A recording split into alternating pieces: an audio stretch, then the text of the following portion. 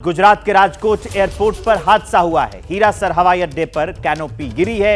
यात्री pickup drop क्षेत्र में यह कैनोपी गिरी है। हादसे में जान का कोई नुकसान नहीं हुआ है, लेकिन ये लगातार जो हादसे हो रहे हैं एयरपोर्ट पर, अभी दिल्ली में भी हुआ था। ये गुजरात की हम आपको खबर बता रहे हैं। गुजरात के राजकोट एयरपोर्ट पर हादसा हुआ है। अब तस्वीरें सामने आ गई हैं, वो भी हम आपको दिखा रहे हैं। हीरासर हवाई अड्डा, वहां पर जो कैनोपी है वो गिर गई है। कौन सी जगह की थी ये? जो यात्री पिकअप ड्रॉप होता है, जहां पर लोग फ्लाइट पकड़ने के लिए जाते हैं, जहां पे मेन गेट होता है ना एंट्रेंस का, बस वहीं पे जो कैनोपी थी वो गिर गई। और इसमें अभी तक किसी के जान जाने का कोई नुकसान तो नहीं है, लेकिन ये बहुत बड़ा हादसा है।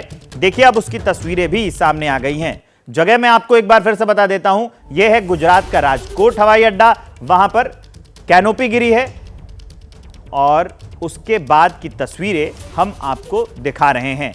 तो ये गुजरात के राजकोट एयरपोर्ट पर, जो हीरासर हवाई अड्डा जिसका नाम है, वहां पर ये देखिए उसकी तस्वीर हम आपको दिखा रहे हैं। अब क्या है कि मैं आपको बताने जा रहा हूं, ये हादसा तो अभी मैंने आपको दिखा दिया राजकोट का। इससे पहले हादसा दिल्ली में भी हुआ था और उससे पहले जबलपुर में भी हुआ था। मतलब 3 दिन में अब ये 3 दुर्घटना हुई है। हम एक साथ आपको दिखाने जा रहे हैं कहां कहां हुई है दुर्घटना। एक तो 27 जून को जबलपुर में, ये वहां पर जो कैनोपी का हिस्सा था वो गिर गया था। 28 जून को दिल्ली में, यहां पर भी जो बाहर वाला छत होता है एक तरह से, वो भी वही होती है कैनोपी, वो वाला हिस्सा वहां पे गिर गया था। और राजकोट, जिसकी खबर हम अभी दिखा रहे हैं आपको, 29 जून कैनोपी जो आज का दिन है, वहां पर भी हिस्सा गिरा। लेकिन यहां जो है ना, यहां दिल्ली में इसकी कैनोपी का हिस्सा, बाहर वाला हिस्सा बहुत ज्यादा भारी था। इसमें एक की मौत हो गई और 8 लोग घायल हैं।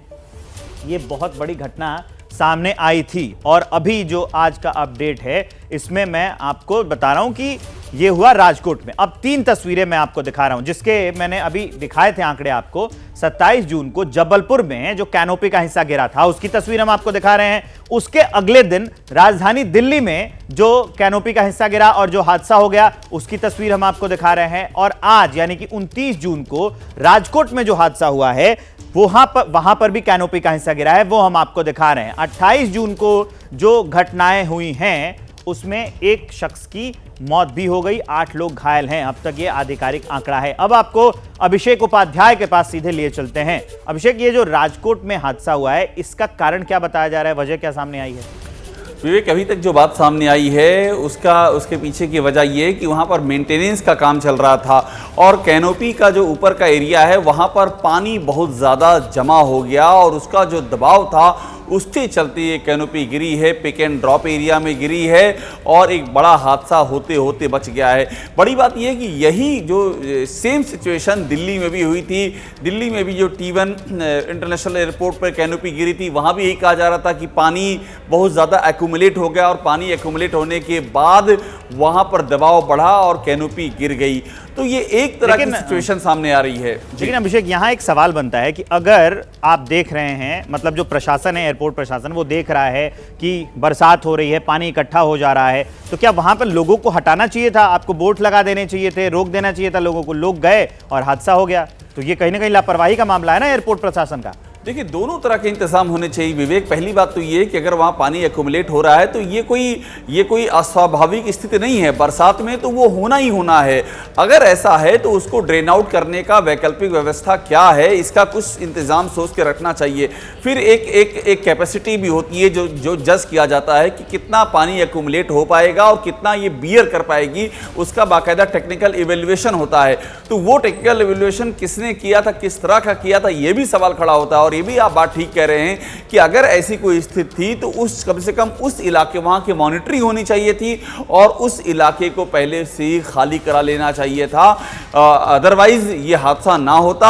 और इस हादसे के बाद जो सिचुएशन हुई, जो दिल्ली में हमने देखा, जान भी चली गई, उसको भी अवॉइड किया जा सकता था अगर मॉनिटरिंग होती और समय रहते कदम उठाए जाते। लेकिन अभिषेक, यहाँ पर एक और बात है कि लगातार एक के बाद एक जो ये घटनाएं हो रही हैं, तो जरूरी ये भी है कि अब सारे एयरपोर्ट की कम से कम इस तरह की टेस्टिंग कर ली जाए, क्योंकि मौसम है बारिश का और पहले जबलपुर में घटना होती है, फिर दिल्ली में घटना होती है और फिर ये राजकोट में होता है।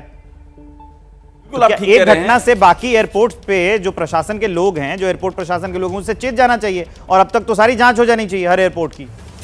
बिल्कुल आप ठीक कह रहे हैं और इसीलिए सरकार की ओर से जो सिविल एविएशन मिनिस्टर हैं किंजरापू राममोहन नायडू, उन्होंने ये आदेश दे दिया है कि जितने भी एयरपोर्ट हैं उन सब का बाकायदा इंस्पेक्शन किया जाए। दिल्ली में जो एयरपोर्ट है वहाँ बाकायदा एक वार रूम बनाया गया है। T1 के अलावा T2 और T3 में भी इस तरह के इंस्पेक्शन किए जा रहे हैं। तो अब ये चीज़ें हो रही हैं, मगर समस्या क्या है कि बरसात बहुत तेज़ है। आप गुजरात में देखेंगे तो गुजरात में लगातार पानी बरस रहा है, चाहे वो राजकोट हो, वलसाड़ हो, सूरत हो, इन सब में लगातार बारिश हो रही है। तो बारिश के बीच में इंस्पेक्शन भी बहुत बड़ा चैलेंज है।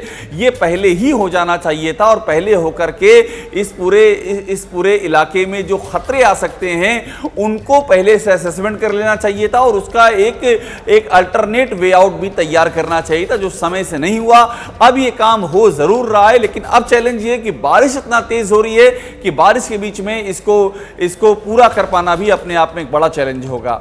जैसे ही घड़ी का काटा दोपहर 2:30 पे आए, बबीता जी का दिल सास बहू साजिश के लिए मचल जाए। और ये है इनकी बहू, पूरे दिन ऑफिस की टेंशन हो जाए गॉन जब ये करें अपना फेवरेट शो फ्री टाइम पे ऑन। इनकी तरह आप भी देखिए अपना फेवरेट शो अपने टाइम पर और डाउनलोड कीजिए ABP लाइव ऐप अपने स्मार्ट टीवी पर।